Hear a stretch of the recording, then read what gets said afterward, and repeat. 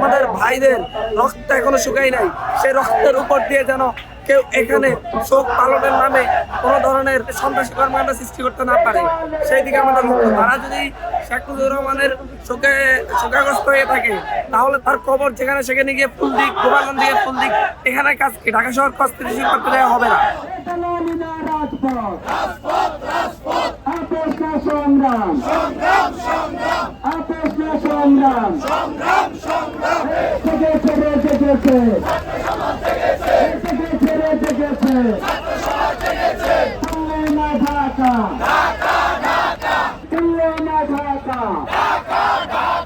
খুনি হাসিনা পালিয়ে গিয়েছে, সে ছাত্র জনতার প্রতিরোধের মুখে সে পালিয়ে গিয়েছে। পালিয়ে গিয়ে সে দিল্লিতে বসে বসে এই দেশকে অস্থিতিশীল করার চেষ্টা করছে।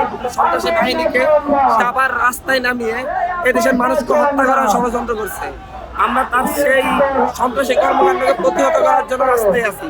ছাত্র জনতার বিপ্লবকে কখনো প্রশ্নবিদ্ধ করতে দিব না। ছাত্র জনতার বিপ্লবকে স্থায়িত্ব দিব, এই দেশকে পুনর্গঠন করবো। কেউ ষড়যন্ত্র করতে চাইলেই আগে ষড়যন্ত্র করতে দেওয়ার সুযোগ হবে না।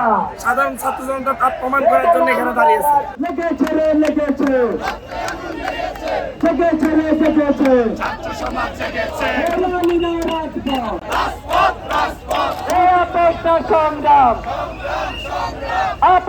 সংগ্রাম